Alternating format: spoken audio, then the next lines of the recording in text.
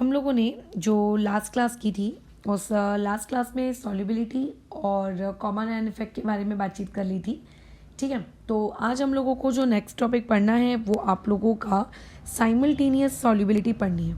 वैसे तो दो टॉपिक आज कवर करने हैं, एक सिलेक्टिव प्रेसिपिटेशन जो कि सॉल्युबिलिटी में देखने को मिलता है, और दूसरा आप लोगों को ये पढ़ना है कि यदि साइमल्टेनियसली सॉल्युबिलिटी को किया जाए तो किस तरीके से हमको आगे बढ़ना है। तो देखो, साइमल्टेनियस इक्विलिब्रिया ये टॉपिक आप ऑलरेडी पढ़ चुके हो, तो ऐसा तो है नहीं कि तुम्हें ये टॉपिक पता नहीं है साइमल्टेनियस इक्विलिब्रिया कैसे करते हैं। तो बस जिस तरीके से साइमल्टेनियस इक्विलिब्रिया करते हो उसी तरीके से साइमल्टेनियस सॉल्युबिलिटी भी करनी है, उसमें कोई नया काम नहीं है। क्या है ये साइमल्टेनियस सॉल्युबिलिटी? मान लो आपके पास एक कंटेनर है, इस कंटेनर के अंदर में आपने दो स्पैरिंगली सोल्यूबल सॉल्ट डाले हैं। मैं कम से कम अभी ये स्टेटमेंट 50 बार बोल चुकी हूँ, ठीक है, कि आपको हमेशा जब भी पढ़ना है क्या कहते हैं इक्विलिब्रियम, तो आप वीक इलेक्ट्रोलाइट्स लेते हो, क्योंकि स्ट्रॉन्ग इलेक्ट्रोलाइट्स 100% डिसोशिएट हो जाते हैं, तो पूरा का पूरा रिएक्टेंट प्रोडक्ट में कन्वर्ट हो गया, बराबर। तो ऐसे में क्या इक्विलिब्रियम उनके बीच में, राइट? हाँ, अनलेस अंटिल क्वेश्चन में ऐसा ना दिया हो कि आपका कोई स्ट्रॉन्ग इलेक्ट्रोलाइट आप लोगों का 100% डिसोशिएट नहीं हो रहा है। अब ऐसे में हम लोग वीक एसिड्स पढ़ते हैं, वीक बेसिस पढ़ते हैं। तो जब सॉल्युबिलिटी की बात आती है तो हमारे पास 3 टाइप के सॉल्ट होते हैं, बराबर। एक होता है आप लोगों के कंप्लीटली सोल्यूबल, एक होता है पार्शियली सोल्यूबल, और एक होते हैं स्पैरिंगली सोल्यूबल। तो जब भी सॉल्युबिलिटी के बारे में आप बातचीत करें, एक बात का हमेशा ध्यान रखिएगा कि जो आप सॉल्ट आप यूज़ कर रहे हो वो सॉल्ट 1 या सॉल्ट 2 या फिर पता नहीं ऐसे कितने सॉल्ट, ये सॉल्ट आप लोगों के कैसे होने चाहिए बताओ? स्पैरिंगली सोल्यूबल सॉल्ट होने चाहिए। अब स्पैरिंगली सोल्यूबल सॉल्ट ही क्यों होने चाहिए, इसके बारे में भी डिस्कशन किया है, बट फिर से एक बार बता देते हैं, बिकॉज ये कंप्लीटली डिसोशिएट नहीं होंगे, जिसकी वजह से आपके पास एक्वस फॉर्म में इनका डिसोशिएटेड और इनका अनडिसोशिएटेड फॉर्म दोनों मौजूद होगा। आप एक इक्विलिब्रियम स्टैब्लिश कर सकते हो, बात खत्म। Therefore we are going to study the sparingly soluble salt, ना कि आप लोगों के कंप्लीटली सोल्यूबल सॉल्ट और ना ही आपके पार्शियली सोल्यूबल सॉल्ट। ऐसा कुछ भी नहीं पढ़ना है हमें। स्ट्रिक्टली किसके अराउंड घूमना है? हम लोगों को स्ट्रिक्टली घूमना है आप लोगों के साइमल्टेनियस सॉल्युबिलिटी या किसी भी आगे सॉल्युबिलिटी के टॉपिक में स्पैरिंगली सोल्यूबल सॉल्ट्स के आजू बाजू। अब जैसे हमने साइमल्टेनियस इक्विलिब्रिया में पढ़ा था, सेम वही बातचीत यहाँ पे करेंगे। आपको जब भी बातचीत की जाए साइमल्टेनियस सॉल्युबिलिटी की, तो आपके एक कंटेनर में हो सकता है more than 2 sparingly soluble salt या more than 1 sparingly soluble salt. अब उन दोनों स्पैरिंगली सोल्यूबल सॉल्ट के बीच में या उन तीनों स्पैरिंगली सोल्यूबल सॉल्ट के बीच में या उन एन स्पैरिंगली सोल्यूबल सॉल्ट्स के बीच में कुछ एक कॉमन डिसोशिएटेड एक्वस आयन होना चाहिए। फॉर एग्जाम्पल, इसको हम लोग समझते हैं, फिर बाद में इस चीज़ को लिख ज़रूर लेंगे। मान लेते हैं आप लोगों ने इस कंटेनर के अंदर एक सॉल्ट डाला, ऑब्वियस है स्पैरिंगली सोल्यूबल रहेगा AP, तो तुम्हें तो पता है कि वो अपने अंदर से A पॉजिटिव और साथ ही साथ में आपको P नेगेटिव प्रोड्यूस करके देगा। फिर मैंने एक दूसरा सॉल्ट डाला, दैट इज़ AQ, तुम तो जानते हो कि वो भी अपने अंदर से A पॉजिटिव और तुम लोगों को क्या प्रोड्यूस करके देगा? Q negative. साफ साफ देखने को मिल रहा है इस पर्टिकुलर क्वेश्चन में हम लोगों को कि आप दोनों स्पैरिंगली सोल्यूबल सॉल्ट के बीच में ये आपका कॉमन आयन है, ये देखने को मिल रहा है, ये आपका क्या है? कॉमन आयन है, बराबर। तो जैसे साइमल्टेनियस इक्विलिब्रिया में कॉमन आयन को सॉल्व मतलब कॉमन स्पीशीज को सॉल्व कर देते, सेम यहाँ पे भी हमें उसको सॉल्व करना है। तो जब भी आपको साइमल्टेनियस सॉल्युबिलिटी का कंसेप्ट लगाना है तो होगा क्या? आपके पास 2 स्पैरिंगली सोल्यूबल सॉल्ट रहेंगे, किसमें रहेंगे? In same container. कहाँ रहेंगे वो दोनों स्पैरिंगली सोल्यूबल सॉल्ट? आप लोगों के सेम कंटेनर के अंदर, और उन दोनों या more than 2 sparingly soluble salts के बीच में कोई ना कोई कॉमन स्पीशीज होगी, कॉमन एक्वस आयन होगा, ठीक है, बस बात खत्म। तो हमें दिमाग में चमक जाएगा कि अच्छा यहाँ पे साइमल्टेनियस सॉल्युबिलिटी का कंसेप्ट लगाना है। और जिन लोगों ने लास्ट क्लास देखी है उनको ये चीज़ अच्छे से पता होगी, जब मैंने ये पढ़ाया था solubility and it's common ion effect, जिसमें ये बताया था कि यूजुअली अगर हमारे पास ऐसा कोई सॉल्ट हो जिसे हमने ऐसे सॉल्वेंट में डिज़ोल्व किया है जिसके पास और आपके सॉल्ट के पास अगर कोई कॉमन आयन है तो कैसे काम करते हैं, याद आ रहा है? तो तुम्हें लगेगा कि उस टॉपिक में और इस टॉपिक में डिफरेंस क्या है, तो उस टॉपिक में और इस टॉपिक में डिफरेंस है केएसपी का। मैंने कल या उस टॉपिक में कहीं पे भी आपको केएसपी नहीं दी थी, बराबर, आपको कहीं भी मैंने केएसपी नहीं दी थी। और उसमें कहा था कि ये वाला ऑब्वियसली कि हम मानकर चलेंगे कि एक स्ट्रॉन्ग इलेक्ट्रोलाइट है। अब क्योंकि एक स्ट्रॉन्ग इलेक्ट्रोलाइट है तो 100% डिसोशिएट होगा, और उसके कंपैरिजन में जो आपका केएसपी वाला सॉल्ट होगा हम लोग उसको क्या कर देते थे, 99 केसेस में इग्नोर करते थे। इग्नोर करने के बाद हम चेक जरूर करते थे कि हाँ हमारा इग्नोरेंस जो हमने किया था वो सही है कि नहीं। सेकेंडरी थिंग ये कि आपके पास पॉइंट नंबर 2 यहाँ पर ये है कि जो हम लोग आज का टॉपिक पढ़ रहे हैं इसमें दोनों स्पेरिंगली सोल्यूबल सॉल्ट है। मतलब आपको सॉल्ट नंबर 1 का भी केएसपी दिया होगा, सॉल्ट नंबर 2 का केएसपी भी दिया होगा, तो इसमें किसी एक को दूसरे के रिस्पेक्ट में इग्नोर करने वाला तो कंसेप्ट ही यहाँ पैदा नहीं होता। ठीक है, याद रखना, no ignorance as compare to the last topic that you have studied. अब इसे करते कैसे, सिंपल काम है बहुत ही। देखिए हम लोगों ने इस टाइप का काम क्योंकि साइमल्टेनियस इक्विलिब्रियम में किया है तो दिक्कत नहीं होनी चाहिए। ठीक है, इस करली ब्रैकेट वाले एरो को थोड़ा लंबा बना लेना, मेरा छोटा हो गया। मान लो कि अभी आपकी जो रिएक्शन है वो t=0 पे थी, तो उस दौरान जो आपके पास AP सॉल्ट था उसकी सॉल्युबिलिटी SC, और ऑब्वियस है कि इन दोनों की सॉल्युबिलिटी 0 होगी। या फिर S1 ले लेते हैं। जब मान लेते हैं आपकी रिएक्शन इक्विलिब्रियम पे पहुंच गई, तो हम लोग तो जानते हैं कि इक्विलिब्रियम में पहुंच जाने के बाद, ठीक है, इक्विलिब्रियम में पहुंच जाने के बाद आपके AP में से कुछ तो माइनस हुआ होगा। या फिर इसको एक काम करके रखो, इसको मैं अज्यूम करती हूँ कि एट t=0 इसकी x रही होगी सॉल्युबिलिटी। तो इक्विलिब्रियम जब आया या जो भी इक्विलिब्रियम में हुआ तो इसकी सॉल्युबिलिटी हो गई x माइनस S1, इसकी हो गई S1 और इसकी हो गई S1। अभी तक तो तुम लोग ऐसे ही काम करते आ रहे थे। मैं कैसा करती थी, एक ही इक्वेशन में लिखवा देती थी कि रिएक्टेंट का S है तो प्रोडक्ट का भी S, उसका भी S, बराबर एक ही लाइन में हम लोग लिख लेते थे। बट बेसिकली स्टेप इस तरीके से आगे आती है। ठीक है, बेसिकली स्टेप्स इस तरीके से आगे जाती हैं। वैसे ही सिमिलरली अगर मान लेते हैं आपको एट t=0 की मैं बात करूं और ये कहूं कि AQ की सॉल्युबिलिटी Y थी, तो उस वक्त इन दोनों की तो 0 रही होगी। और जैसे ही आप इक्विलिब्रियम पे पहुंचे तो इसके अंदर में से y माइनस S2 हो गया, इसके अंदर S2 हो गया और इसके अंदर में भी S2 हो गया, बराबर मैं कह रही हूँ। तो इस तरीके से आपके पास एक इक्विलिब्रियम स्टैब्लिश हुआ। अब तुम यहाँ पे साफ साफ देखो कि आपके पास जो A पॉजिटिव है ऊपर में से कितना कंट्रीब्यूट कर रहा है, S1 कंट्रीब्यूट कर रहा है। नीचे वाली रिएक्शन A पॉजिटिव आयंस कितने कंट्रीब्यूट कर रहा है, S2 कंट्रीब्यूट कर रहा है। तो उस कंटेनर के अंदर में टोटल A पॉजिटिव आयंस कितने हो जाएंगे, ऑब्वियस है कि S1 प्लस S2 हो जाएंगे। So we will represent the total A positive ions like this. ये इस तरीके से हमको उनको क्या करना है, रिप्रेजेंट करना है। ठीक है, इस तरीके से हमें उन्हें क्या करना है, रिप्रेजेंट।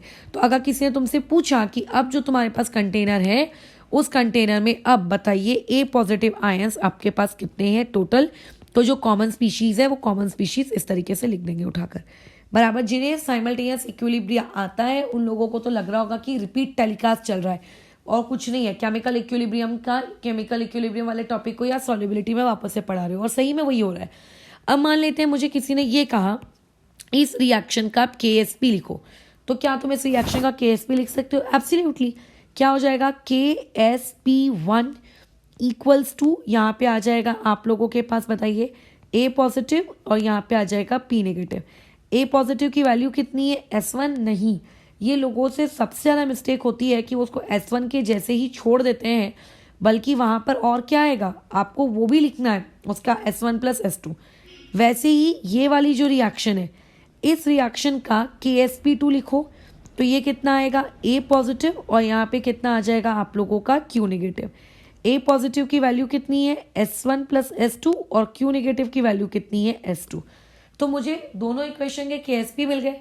और तुम्हें जिस तरीके से याद होगा कि गुजरे ज़माने में हमने साइमल्टेनियस इक्विलिब्रियम पढ़ा था, तो यूजुअली साइमल्टेनियस इक्विलिब्रियम के जो क्वेश्चंस होते हैं उनको हम रेशियो से सॉल्व करते हैं, या फिर दोनों इक्वेशंस को ऐड करके सॉल्व करते हैं, या मल्टीप्लाई करके सॉल्व करते हैं।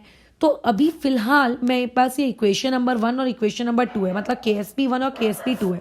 तो अगर मैं KSP1 और KSP2 का अगर मैं रेशियो ले लूँ तो तुम्हें ही लगता कि कुछ इस तरीके की कंडीशन होगी, ये S1 प्लस S2 ऊपर न्यूमरेटर में S1 और यहाँ पे भी S1 प्लस S2 और डिनोमिनेटर में यहाँ पे S2। तो ये देखो उठ के कट गया।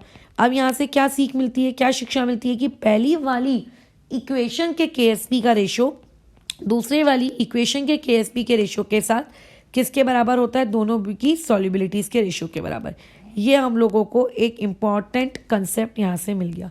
अब हो सकता है फ्यूचर में तुम्हें दोनों KSP की वैल्यूज दी हो, उनमें से किसी एक की सॉल्युबिलिटी की वैल्यू दी हुई हो और फिर तुम वहाँ से दूसरे की सॉल्युबिलिटी की वैल्यू निकाल रहे हो। बस यही उसकी जीवन कहानी है। अब इसी जीवन कहानी के बेसिस पे हम लोग कुछ क्वेश्चंस पहले इजी या इस टॉपिक से रिलेटेड कर लेते हैं, फिर जो हमारा नेक्स्ट टॉपिक है सिलेक्टिव प्रेसिपिटेशन उसमें मूव करेंगे। ठीक है, तो देखो आपके पास 2 सॉल्ट है, ये आपके पास एक कंटेनर है, इस कंटेनर के अंदर में 2 सॉल्ट है, एक है आपके पास कॉपर सल्फेट और एक है तुम्हारे पास बेरियम सल्फेट BaSO4 बराबर।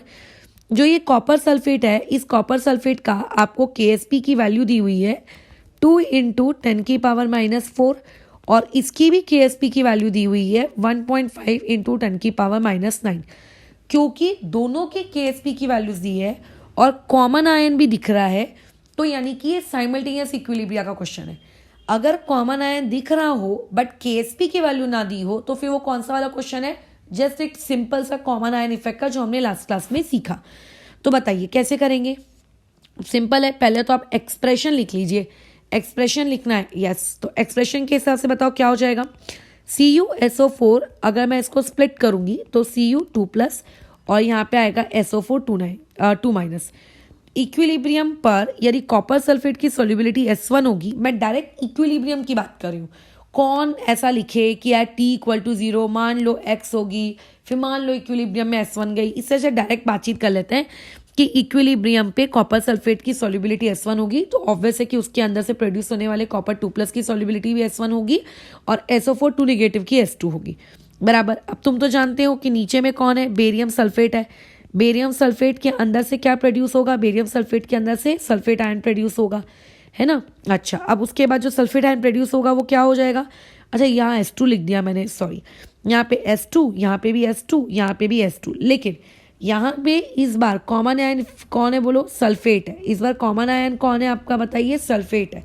तो क्या हो जाएगा, ये हो जाएगा S1 + S2 और ये हो जाएगा S2 + S1 बराबर। ये इस तरीके से इतना लिखना तो तुमको आता ही है।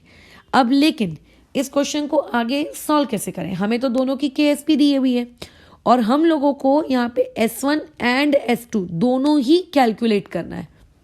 ठीक है, यहाँ पे आपको दोनों ही कैलकुलेट करने। अब कैसे करेंगे बाबा, क्योंकि हमने जो ऊपर एक्सप्रेशन लिखा है, इस एक्सप्रेशन में तो 4 वेरिएबल्स हैं, KSP1 KSP2 S1 और S2, तो 4 में से कम 3 तो पता होने चाहिए ना, तभी तो कैलकुलेट करोगे। 2 के साथ कैसे सॉल्व करोगे, नहीं हो पाएगा, पॉसिबल ही नहीं है। तो फिर आप क्या करें, तो देखो इस क्वेश्चन में एक हिंट, यहाँ पे KSP जो कॉपर सल्फेट का इसकी मतलब ये पावर चेक करो और जो बेरियम सल्फेट का इसकी पावर चेक करो, तो तुम्हें साफ साफ दिख रहा है कि जो 2 आपको KSP की वैल्यूज दी गई हैं, उन KSP की वैल्यूज में एक अच्छा खासा वैल्यू, मतलब जो सॉल्युबिलिटी प्रोडक्ट की जो वैल्यूज है वो उनमें अच्छा खासा डिफरेंस है।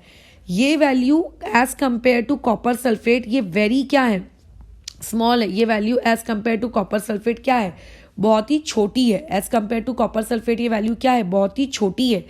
दिख रहा है ना, एक 10⁻⁻⁴ में है, एक 10⁻⁹ में है। तो भले यहाँ पे आपको ये वाला कंसेप्ट लगाना था, भले ही आपको यहाँ पे ये वाला कंसेप्ट लगाना था, लेकिन यहाँ पे इतना मतलब आपको बड़ा वो दिख रहा है, गैप दिख रहा है कि अरे तो दूसरी वैल्यू तो कंपैरेटिवली बहुत ही छोटी है, एकदम नन्ही है, मुन्नी सी है। तो ऐसे में हम लोग अपना ज़्यादा दिमाग नहीं लगाएंगे।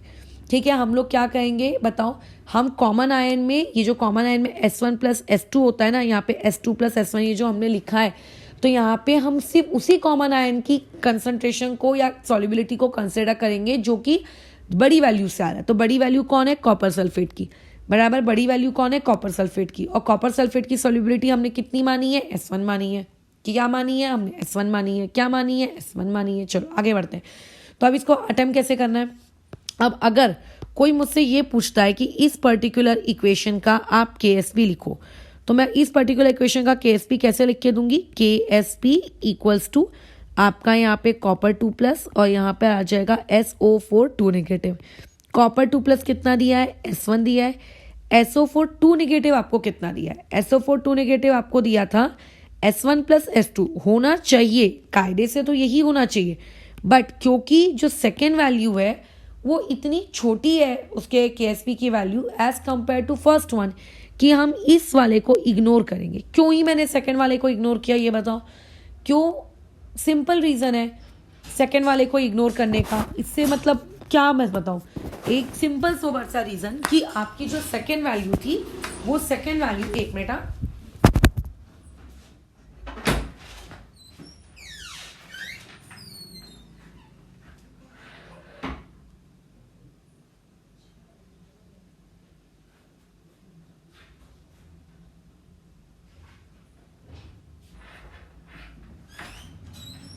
अब ये जो सेकेंड वैल्यू है, ये सेकेंड वैल्यू का जो ऑर्डर है वो 10⁻⁻9 में है, तो इसीलिए हमने क्या करके रखा है, उसको इग्नोर किया हुआ है, बराबर। अच्छा, तो अगर मैं इग्नोर कर दूंगी यहाँ से तो मेरे पास जो KSP की वैल्यू मुझे मिलेगी, ठीक है, ये किसके लिए निकाल रहे हैं, कॉपर सल्फेट के लिए। KSP की वैल्यू जो मुझे मिलेगी वो S1 टाइम्स मतलब S1 का स्क्वायर होगा, बराबर। अच्छा, ये किसके लिए निकल रहा है, प्योरली कॉपर सल्फेट के लिए। अब मुझे तो S1 निकालना है, S1 यानी कि कौन, कॉपर सल्फेट। तो ये क्या होगा, √ of KSP of copper sulphate, और कॉपर सल्फेट का KSP कितना दिया है आपको, 2 × 10⁻⁻4। तो ये आएगा 2 × 10⁻⁻4। बहुत ही प्यारा है, 2 का स्क्वायर रूट पूरी दुनिया जानती है, 1.414 और 10⁻⁻2। तो ये मेरी सॉल्युबिलिटी आ गई, किस चीज़ की सॉल्युबिलिटी आ गई, कॉपर सल्फेट की। तो ऐसा ज़रूरी नहीं होता है कि अगर क्वेश्चन में आपको इस तरीके से साइमल्टेनियस इक्विलिब्रिया दिख रहा है तो आप साइमल्टेनियस इक्विलिब्रिया लगाओगे ही लगाओगे, क्योंकि कई बार कैसा होता है जो वैल्यूज होती हैं उनमें इतना लार्ज आपको डिफरेंस देखने को मिल जाता है कि आप उन वैल्यूज को फिर नहीं लगाते, मतलब इग्नोर करते हो। अब वैसे ही सिमिलरली, अब ये जो मेरे पास बेरियम सल्फेट की इक्वेशन है, इस बेरियम सल्फेट की इक्वेशन से अगर कोई मुझसे पूछेगा आप यहाँ पे KSP अप्लाई करो, तो हम लोग यहाँ पे KSP अगर मैं बेरियम सल्फेट के लिए अप्लाई करूँगी तो बताओ क्या हो जाएगा, ये हो जाएगा कंसंट्रेशन यानी कि Ba2+ का यहाँ पे SO4 2 नेगेटिव, Ba2+ कितना दिया हुआ है, S2 दिया है, ये वाली चीज़ S1 + S2 दी है, बट तुम्हें तो पता है कि इस वाली वैल्यू को हम लोग क्या कर रहे हैं, इस वाली वैल्यू को हम लोग इग्नोर कर रहे हैं, बराबर, डन। तो यहाँ से अगर तुम्हें S2 निकालना है, S2 यानी कि क्या, सॉल्युबिलिटी किसकी, बेरियम सल्फेट की, तो बताओ क्या होगा वो, √ ऑफ KSP, किसका √ ऑफ KSP, बेरियम सल्फेट का KSP, जो कि इस क्वेश्चन में आपको कितना दिया हुआ है, इस क्वेश्चन में आपको दिया हुआ था 1.5 × 10⁻⁻9, राइट, कितना दिया हुआ है, 1.5 × 10⁻⁻9। तो 10⁻⁻9 है तो उसको एडजस्ट कर लेते हैं, एडजस्टमेंट देख लो, 1.5 × 10⁻⁻9 और उसके बाद यहाँ पे आ जाएगा आपका 15, 1.5 को मैंने लिख दिया 15 और ये हो गया 10⁻−10, तो ये हो जाएगा 10⁻−5। 16 अगर होता तो वो स्क्वायर रूट होता किसका, 4 का, बराबर है। अब क्योंकि ये आप लोगों का स्क्वायर रूट है 15 का, तो ऑब्वियसली इसकी वैल्यू 4 से आपकी थोड़ी सी क्या रहेगी, कम रहेगी। अगर √16 होता, बराबर, अगर √16 होता तो यहाँ पे हम लोग क्या कर देते, यहाँ पे हम लोग क्या कर देते, हम लोग यहाँ पे सिंपली, अच्छा रुको, एक मैंने गलती कर दी, देखो रुको, मैंने यहाँ पे क्या किया, डायरेक्ट स्क्वायर का फॉर्मूला लगा दिया यार। भाई यहाँ पे स्क्वायर का फॉर्मूला कहाँ से लगेगा, ध्यान ही नहीं रहा मेरा। ये आ जाएगा S2 × S1, ये इस तरीके से, ये S1 भी तो है यहाँ पे बाजू में, मैंने उसको S2 कंसिडर कर लिया, S2 को तो हम इग्नोर करते हैं ना, ठीक है। तो ये आपको कितना दिया हुआ है, ये वाली वैल्यू 1.5 × 10⁻−9, S1 की वैल्यू तो अभी हमने ऊपर निकाली थी, कितनी, 1.414, ठीक है, और 10 की पावर कितना था, वो -2 था आई थिंक, हाँ। तो यहाँ से S2 आ जाएगा। अब तुम खुद सोचो, मैं अप्रॉक्सीमेशन कर रही हूँ, एक्यूरेट वैल्यू तुम्हें निकालनी है तो तुम निकालते बैठना। देखो 10⁻7 लाने में तो कोई दिक्कत नहीं है। अब ये 1.5 है और इसको अगर मैं 1.4 समझ लूँ तो ये 1 पॉइंट, फिर बचेगा क्या, 10, तो यानी कि 1.101 के आसपास का, सॉरी 1.105 या 6 के आसपास का आंसर है अप्रॉक्सीमेटली ये। तो ये मेरे पास S2 आ गई, मतलब जो बेरियम सल्फेट है उसकी सॉल्युबिलिटी आ गई। ठीक है, तो इस तरीके से आप लोगों को क्वेश्चंस ये रहेंगे साइमल्टेनियस सॉल्युबिलिटी के। एक और क्वेश्चन करते हैं साइमल्टेनियस सॉल्युबिलिटी का, देखते हैं क्या है वो चीज़। आपको यहाँ पे दो सॉल्ट दिए हैं, एक दिया है MgF2 और एक दिया है CaF2। दोनों ऑब्वियस है कि सेम कंटेनर में होंगे, है ना। अच्छा, अब यहाँ पे आपको KSP दिया हुआ है, किस चीज़ का, MgF2 का KSP दिया हुआ है 7.3 इंटू 10⁻⁹। और जो आप लोगों का CaF2 है, CaF2 का KSP आपके पास दिया हुआ है 1.7 इंटू 10⁻⁻10 बराबर। अब अगेन यहाँ पे तुम्हें क्या करना है, फिर से तुम्हें क्या करना है, अगेन यहाँ पे S1 या फिर आप कह सकते हो सॉल्युबिलिटी ऑफ MgF2 कैलकुलेट करना है कितनी होगी, और सॉल्युबिलिटी ऑफ CaF2 कैलकुलेट करना है कितना होगा। और कोई जानकारी इस क्वेश्चन में नहीं दी है बराबर। अब क्यों मैंने ये वाला क्वेश्चन लिया, देखो यहाँ पे पावर्स को चेक करो, 10⁻⁹, 10⁻10, यानी कि इस बार ये जो वैल्यूज हैं ये वैल्यूज आर कंपेरेबल। ऊपर में कैसा था, आप एक वैल्यू को इग्नोर कर सकते हो, एक वैल्यू को रख सकते हो, इस बार ऐसा नहीं है, यहाँ पे कंपेरेबल है। यानी कि इस बार किसी को भी रिजेक्ट करेंगे, इग्नोर करेंगे, ऐसा तो तुम सोचना भी मत सपनों ख्यालों में, गलती से भी नहीं। हाँ, तो पहले एक्सप्रेशन लिख लो। अब तुम में से कई लोग सोचेंगे मैडम एक्सप्रेशन लिखने की क्या ज़रूरत है, तो एक्सप्रेशन देखो मेरे हिसाब से तो लिख लो, अनलेस एंड अनटिल तुम बहुत बड़े वाले प्रो ना हो जाओ। ठीक है, तो यहाँ पे आ जाएगा Mg2+ और यहाँ पे आएगा 2 टाइम्स ऑफ F नेगेटिव। अब अगर मैं इसकी सॉल्युबिलिटी को इक्विलिब्रियम पे S1 मानती हूँ तो इसकी भी S1 हो जाएगी और इसका हो जाएगा 2 टाइम्स ऑफ S1। अब तुम तो जानते हो कि आगे हम लोगों को CaF2 के बारे में बात करनी है, तो CaF2 भी स्प्लिट होगा Ca2+ और 2 टाइम्स ऑफ F नेगेटिव। इसकी सॉल्युबिलिटी S2, इसकी सॉल्युबिलिटी S2 और इसकी सॉल्युबिलिटी 2 टाइम्स ऑफ S2। अब यहाँ पे कॉमन आयन कौन है, यहाँ पे कॉमन आयन तो फ्लोरीन है, तो अगर फ्लोरीन कॉमन आयन है तो ऑब्वियसली ये 2 टाइम्स ऑफ S1 ना लिख के इसको क्या लिखेंगे, 2 times of S1 plus S2 और यहाँ पे इसको लिखेंगे 2 टाइम्स ऑफ S1 बराबर कह रही हूँ मैं। अब क्या करो, इस इक्वेशन के KSP का एक्सप्रेशन लिखो, किसके KSP का, MgF2 के। तो देखो अब फिर से कई लोगों को डायरेक्ट लिखने की आदत है, तो लिखो डायरेक्ट, मेरा कुछ नहीं आता है, बस गलत नहीं होना चाहिए, इस बात का ध्यान रखना। तो यहाँ पे आ जाएगा आप लोगों के पास ये Mg2+, यहाँ पे आ जाएगा F नेगेटिव और ये उसके ऊपर में स्क्वायर। तो Mg2+ की वैल्यू होगी S1, यहाँ पे स्क्वायर है, इस बात का ध्यान रखना। तो ऑब्वियस है कि S1 प्लस S2 का होल स्क्वायर लगेगा, 2 का स्क्वायर यहाँ 4 हो जाएगा, जिसको मैं सामने लिख देती हूँ। तो 4 टाइम्स ऑफ S1 यहाँ से मेरे पास वैल्यू क्रिएट होती है।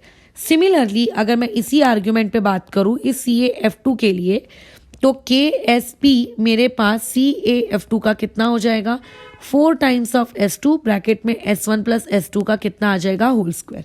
क्या मैं सही कह रही हूँ? अच्छा, अब आगे बढ़ते हैं। अब आपके पास ये 2 एक्सप्रेशंस हैं, इन 2 एक्सप्रेशंस का क्या करें, रेशियो ले लो और क्या करोगे। तो रेशियो लेने से क्या होगा, पहले वाली का KSP दूसरे वाली के KSP के रेशियो में आएगा। तो कर लेते हैं, MgF2 का KSP कितना दिया था, 7.3 इंटू 10⁻⁹। CaF2 का कितना दिया था, देख लो, 1.7 इंटू 10⁻⁻10। अच्छा, और S1 प्लस S2 का होल स्क्वायर तो कट गया, 4 और 4 भी कट गया, बस क्या बचेगा, S1/S2। अब बात आती है, ना तो अब तुम्हें यहाँ पे S1 पता है, ना तो तुम्हें यहाँ S2 पता है। चलो ठीक है, कोई बात नहीं, एक काम करो, पहले S1/S2 होता कितना ये निकाल के देख लो, बात का बाद में देखेंगे अपन क्या करना है। तो 7.3 डिवाइड बाय 1 क्या नाम है आपका 17, तो अब इसमें पॉइंट तो हट जाएगा। तो अगर मान लेते हैं ये वाली जो चीज़ है 17, अब अगर मान लेते हैं यहाँ पे 17 के टेबल में अगर मैं देखूँ तो 17 इंटू 4 तो आपका 68 हो जाता है, तो ऑब्वियसली कि 73 आने का तो स्कोप ही पैदा नहीं होता, तो पॉइंट में आएगा, यानी कि 4.2। इसको मैं ले लेती हूँ 4.2 और उसके बाद कैरी गया वो, तो ये 4.29 इंटू 10 की पावर में कितना आने वाला है, ये 1, यानी कि मैं इसको लिख सकती हूँ कि ये वाली क्वांटिटी आएगी 42.9, जिसको अप्रॉक्सीमेटली आप क्या लिख दो, 43। ठीक है, 42.9 लिख के क्या मिलेगा, उसको बेटर है कि 43 लिख दो। अच्छा, ये डन हो गया हम लोगों का काम। ओके, अब आगे बढ़ते हैं। अब आगे वाली काम है कि ना मुझे S1 पता है ना मुझे S2 पता है, अब मैं कैसे कैलकुलेट करूंगी इस रेशियो के बदौलत। तो अब हम लोग आगे अपने प्रोसीड करते हैं। तो मेरे पास कोई भी KSP की इक्वेशन है, तो जैसे मान लेते हैं मैंने MgF2 वाली KSP को उठाया, ये उठा के ले आई, तो MgF2 वाली KSP क्या है 4 टाइम्स ऑफ S1 और वो क्या है S1 प्लस S2 का होल स्क्वायर बराबर। ठीक है, अब इस इक्वेशन से यहाँ पे 4 टाइम्स ऑफ S1 जो मेरे पास है, चलो कोई बात नहीं, यहाँ पे इस S1 को क्या मैं ये नहीं लिख सकती 43 times of S2, 4 into 43 times of S2, I can write it. Similarly यहाँ जो अंदर में है उसको भी मैं लिख सकती हूँ 43 टाइम्स ऑफ S2 जो कि S2 से ऐड हो जाएगा, तो 44 टाइम्स ऑफ S2 और फिर उसका स्क्वायर बराबर। समझ गए मैंने क्या किया, मैंने सिर्फ वैल्यू सब्सटीट्यूट की है, put this value in this equation, इसको बस यहाँ पे हम लोगों ने क्या कर दिया है सब्सटीट्यूट किया है और कुछ भी नहीं किया।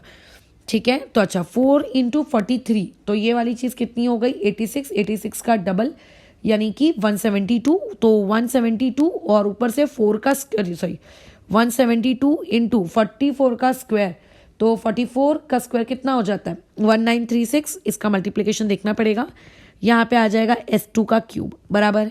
अच्छा पहले के MgF2 की वैल्यू पुट कर दो, तो ये वैल्यू कितनी थी, ये दी हुई है 7.3 इंटू 10 की पावर -9। अब ये वाली वैल्यू है जो है 172 मल्टीप्लाई बाय 1936, चेक तो करना पड़ेगा, कर लेते हैं कितना है, कैलसी में कर लेती हूँ मैं, 172 मल्टीप्लाई बाय 1936, तो ये कितना आता है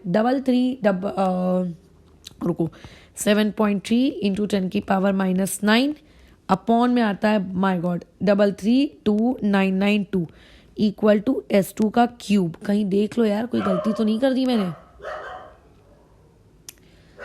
ठीक है, अच्छा अब क्या करें, ये इतनी महान कैलकुलेशन जो आई है मेरे पास, करना तो पड़ेगा, क्या कर सकते हैं, मजबूरी है आपकी।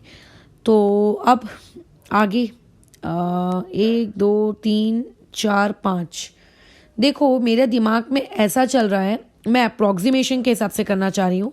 7.3 इंटू 10 की पावर -9 में इसको लिखती हूँ, नीचे वाले को मैं 3.3 लिख देती हूँ, जैसे ऊपर वाला क्योंकि 1 डेसिमल तक है इसीलिए ये वाला भी मैंने 1 डेसिमल तक रखा है, और कितने डेसिमल बाद में पॉइंट लगाना है मुझे 5, तो पावर को हम एडजस्ट कर लेते हैं।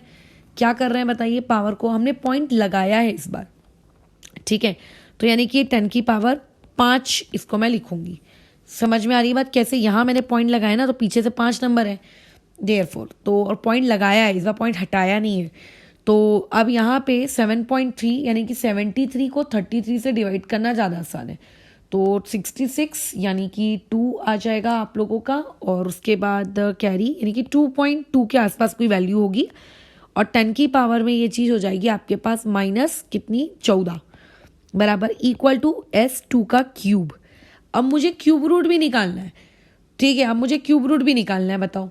तो अब क्यूब रूट जैसे स्क्वायर रूट के लिए आप क्या करते थे, वैल्यूज को सीधा उठाकर आधा मार देते थे ना, यहाँ पे भी आधा मार दो। कैसे, देखो 2.2 है, इसको मैंने उठा के लिख दिया 22, 10 की पावर -15, इसका मेरे को लेने का है क्यूब रूट, ये मेरे को क्यूब रूट, तो यहाँ से मेरे पास S2 की वैल्यू हो जाएगी। तो अगर 10 की पावर -16 होता है तो उसका आधा कर दोगे तो स्क्वायर रूट में वो आ जाता है, इसका 1/3 करो, तो 1/3 करने पे यहाँ से S2 की वैल्यू में पावर तो भैया हमको पता है 10 की पावर -5 हो जाएगी। जिस तरीके से आप लॉन्ग डिवीजन मेथड से स्क्वायर रूट निकाल सकते हो, उसी तरीके से लॉन्ग डिवीजन मेथड से आप क्यूब रूट भी निकाल सकते हो। क्या दिक्कत है उसमें, बताओ। कौन सा ऐसा नंबर लूँ जिसका क्यूब रूट सॉरी जिसका क्यूब 22 से जस्ट नियर अबाउट आता हो, तो 2 ही लेना पड़ेगा। ठीक है, तो 2 का क्यूब आ जाता है आपके पास कितना 8, तो 22 में से 8 गया 9 10 12, ठीक है दैट इज़ 12, और उसके बाद यहाँ ऊपर हम लोग इसको यहाँ पे 2 और ये 2 ये 4, यहाँ पे ऊपर में आ जाएगा आप लोगों के पास 2, और उसके बाद पॉइंट अब तो तुम्हारा शुरू हो गया, फिर 1200 आ जाएगा। अभी 4 को ऐसे कौन से नंबर से मल्टीप्लाई करें, इस तरीके से चेक करो, तो नियर अबाउट ये आंसर तुम्हारा आ जाएगा 2 पॉइंट समथिंग कुछ। या फिर इस चीज़ को और किसी नज़र से सोचा जा सकता है, बस यही सोचा जा सकता है कि 27 3 का होता है, तो ऑब्वियस है कि 22 से छोटे वाले का ही होगा, तो इसको निकाल लेना परफेक्टली। वैसे जितना मुझे दिख रहा है यहाँ पे, अगर मैं 7 ले लेती हूँ, ठीक है 47, तो 47 इंटू 7, तो ये 3 नहीं, तो ऐसे केस में ये तो नहीं जाएगा। ठीक है, ये इस तरीके से बस डन हमारा काम, और क्या। तो ये 2 पॉइंट निकाल लेना कितने डेसिमल तक आता है, ये S2 आ गया। अब जिस इंसान का S2 आ चुका है वो S1 ही निकाल लेगा, देखो ये इक्वेशन क्या है, S1 अपॉन में S2 इक्वल्स टू कितना, या अप्रॉक्सीमेटली कितना 43। तो जो भी S2 आए यहाँ पे पुट कर देना, तो वहाँ से S1 आ जाएगा। तो जब तुम लोगों को वेरिएबल्स इस तरीके से मतलब रेशियो में आंसर आ जाए तब इस तरीके से आगे काम करना है। चलो नेक्स्ट क्वेश्चन में आते हैं। अब यहाँ पे आपको दिया है सिल्वर थायोसाइनेट। तो जो लोग अभी ऑर्गेनिक केमिस्ट्री में घुसने के हो तुम लोग तो सुन लो कि सिल्वर थायोसाइनेट हम लोग किस बला को कहते हैं, ये आपको पता होना चाहिए। तो सिल्वर थायोसाइनेट यानी कि आप लोगों के पास है Ag, और थायो यानी कि सल्फर, और साइनेट यानी कि आपके पास Cn, ये हो गया। और ये है आपके पास, इस चीज़ की वैल्यू आपको दी हुई है KSP की वैल्यू 10⁻⁻12, और सिल्वर ब्रोमाइड यानी कि AgBr इसकी वैल्यू दी गई है आपके पास 5 × 10⁻13। अच्छा, इसमें भी मैं तुम्हें एक इंटरेस्टिंग फैक्ट बताती हूँ।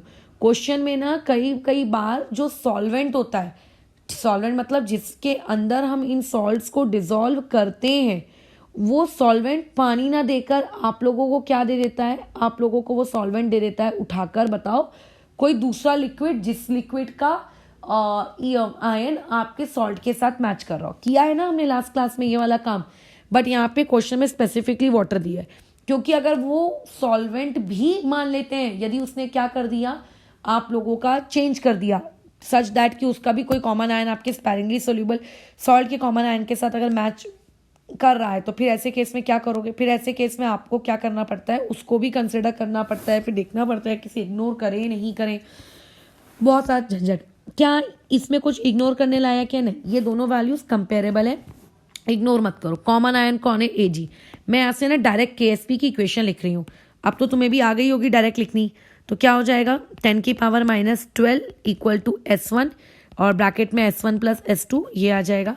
और सिमिलरली यहाँ से आ जाएगा 5 इंटू है क्या यहाँ पे क्वेश्चन में? हाँ, तो 5 इंटू में 10⁻³ इक्वल्स टू S1, और ब्रैकेट में S1 + S2। रेशो लोगे तो उसके बाद रेशो लेने के बाद ये चीज़ कितनी हो जाएगी, 1/5 यानी कि 0.2, और 10⁻⁻1 यानी कि 10⁻1, और इक्वल्स टू में S1 अपॉन में S2, यहाँ पे करेक्शन कर लो, S2 लिख देना। तो ये हो जाएगा 2 times of S2 equal to S1। ये एक्सप्रेशन मेरे पास यहाँ से बनकर आ गया, ठीक है।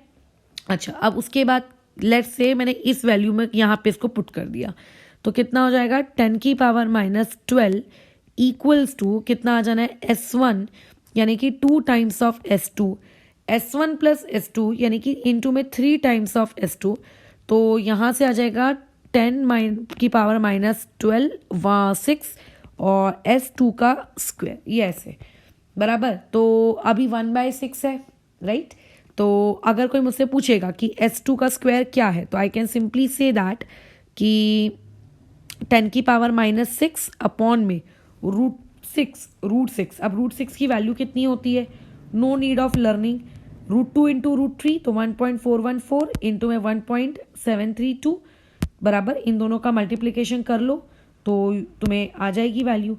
तो हो सकता है तुमने बचपन में याद भी करके रखी हो, तो दैट इज अप्रॉक्सीमेटली 2.44 के आसपास, इक्वल टू में S2। मैं चाहूँ तो मेरा आंसर यहाँ पे छोड़ सकती हूँ, बट ऑब्वियसली कि इस तरीके से आंसर छोड़ना अलाउड नहीं है। तो मैं रेसिप्रोकल कैलकुलेट अगर कर लूँ, 1 डिवाइडेड बाय कितना आपका 2.44, तो ये आ जाएगा आपका 0.409, मैंने कैल्सियम में करके देखा है, और ये 10⁻⁻6, ये S2 की वैल्यू आ गई।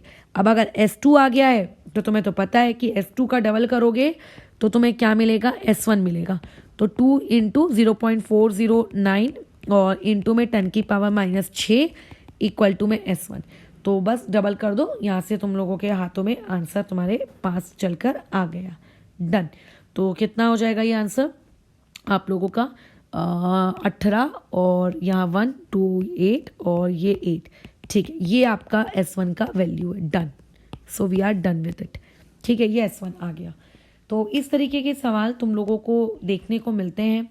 तो कुछ भी इसमें ऐसा कठिन नहीं होता है कि साइमल्टेनियस सॉल्युबिलिटी है तो कोई बहुत ही भारी भरकम चीज़ है, सिंपल टॉपिक था। बस उसके लिए आप लोगों को क्या आना चाहिए, साइमल्टेनियस एक केमिकल इक्विलिब्रियम आना चाहिए, बराबर। वो अगर आता है तो इसमें कोई कठिनाई फील होती ही नहीं है ना। अगर हाँ वो नहीं आता है तो फिर देखो दिक्कत की बात है, ठीक है, तब तो आपको ये सोचना पड़ेगा कि अच्छा अब मैं कैसे करूँ। तो जिन लोगों को वो चीज़ें आती थी उन लोगों को कोई दिक्कत नहीं हुई होगी, उनको तो लगा होगा कि अरे भाई तो पूरा रिपीट रिपीट रिपीट रिपीट पढ़ा रहे हैं बड़े मज़े से, है ना। बट ऐसा नहीं है। तो बस यहाँ पे हम लोग चीज़ें अभी ओवर करते हैं। हाँ, एक बात और याद रखना, क्वेश्चन जिस तरीके से मैंने दिए हैं उस तरीके से पेपर में हूबहू वैसी छाप कर मिलते हैं, ऐसा नहीं होता है। ठीक है, वैसा होता ही नहीं है। आपको क्वेश्चन में कुछ अलग डेटास, कुछ अलग वेरिएबल्स, कुछ भी अलग अलग अलग अलग इंफॉर्मेशन आपको दी हुई मतलब मिल सकती है। तो ऐसे केस में क्वेश्चन सॉल्व करते वक्त गिवन डेटास को किस तरीके से यूज़ करना है क्वेश्चन को अटेम्प्ट करने के लिए, वो आपको बहुत ही अच्छे से दिमाग में याद रखना पड़ेगा। ठीक है, अगर गिवन डेटा को यूज़ करके काम नहीं कर पाओगे तो गड़बड़ हो जाएगी। जैसे एक क्वेश्चन मैं एक और करा देती हूँ। जैसे यहाँ पर आपको एक BaSO4 दिया है, ठीक है, इसका KSP की वैल्यू जैसे तो देनी चाहिए थी, ठीक है, लेकिन दी नहीं है। चलो कोई बात नहीं। एक आप लोगों के पास BaCrO4 दिया है, इसकी भी KSP की वैल्यू देनी चाहिए बट नहीं दिया है। वाटर एज अ सॉल्वेंट लिया गया है, बहुत ही अच्छी बात है, लो खुशी खुशी में लो, ठीक है। अच्छा, अब हुआ क्या, अब यहाँ पे वो ये बोल रहा है कि KSP की जो भी वैल्यूज़ होती BaSO4 की या फिर आप लोगों के BaCrO4 की, उन दोनों वैल्यूज़ का जो रेशो है वो आपको दिया हुआ है 1:2 बराबर, KSP का रेशो, ठीक है। और तुमसे ये बोल रहा है कि कंसंट्रेशन ऑफ Ba2+ इक्विलिब्रियम पे या फिर सैचुरेशन पे आपको इतना दिया है। तो आपको ऑब्वियस है कि वो कुछ अदर डाटास आपसे पूछ रहा होगा, ठीक है। अच्छा, तो आप कैसे करेंगे इस क्वेश्चन को सॉल्व। देखो बहुत ही सिंपल क्वेश्चन है, तुम खुद बताओ। अगर मेरे को इस रिएक्शन से KSP का इक्वेशन लिखना हो, क्या होगा, KSP1 और इक्वल्स टू S1 + S2 और इनटू में S1 बराबर, अपॉन में दूसरी वाली का KSP2 इक्वल्स टू कितना आ जाएगा यहाँ पे S2 + S1 और यहाँ पे S2, ये दोनों तो उड़ गए। अब ये रेशियो आपको दिया हुआ है 1/2। अब देखो S1 क्या है, S1 पहले BaSO4 की सॉल्युबिलिटी है, लेकिन एक बात तो तुम भी जानते हो कि अगर मैं BaSO4 को स्प्लिट करूंगी या तोड़ूंगी तो ये इस तरीके की स्पीशीज प्रोड्यूस हो जाएगी, और इस तरीके की स्पीशीज में अगर ये S1 है, ये S1 है, तो ऑब्वियसली ये भी S1 होगा। तो S1 यानी कि नथिंग, इट इज SO4 2- बराबर, S1 is nothing but SO4 2-, S1 is nothing but SO4 2-। क्या तुम्हें SO4 2- की कंसंट्रेशन दी है? नहीं, तुम्हें Ba2+ की कंसंट्रेशन दी है। तुम्हें किसकी कंसंट्रेशन दी है? Ba2+ की। तुम्हें किसकी कंसंट्रेशन दी है? Ba2+ की। चलो देखते हैं Ba2+ क्वेश्चन में क्या है। कई लोगों को नजर में देख के लगेगा S1 है, बट नहीं, ये क्वेश्चन किस चीज का है? ये साइमल्टेनियस इक्विलिब्रिया का मतलब सॉल्युबिलिटी का क्वेश्चन है। तो यहाँ से Ba एक कॉमन आयन है, तो कॉमन आयन जो है यानी कि concentration of Ba2+ is nothing but it is S1 + S2। तो ये S1 + S2 मुझे कितना दिया हुआ है? 2 × 10⁻⁵ बराबर। और ये जो मैंने एक्सप्रेशन निकाला है, इस एक्सप्रेशन से S2 मेरे पास कितना आ गया है? 2 टाइम्स ऑफ S1। तो S2 2 टाइम्स ऑफ S1 यानी कि 3 times of S1 equal to 2 × 10⁻⁵। तो S1 की वैल्यू आ जाएगी 2/3, 2/3 यानी कि 0.6 के आसपास कुछ आ जाएगा।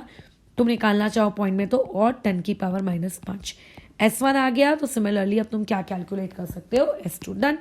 तो यहाँ पे हमारा ये वाला टॉपिक समाप्त होता है। अब इसके बाद हम जो नेक्स्ट टॉपिक पढ़ रहे हैं वो अभी सिलेक्टिव प्रेसिपिटेशन पढ़ रहे हैं, ठीक है, यानी कि PPT वाला टॉपिक, प्यारा सा नन्ना सा मुन्ना सा।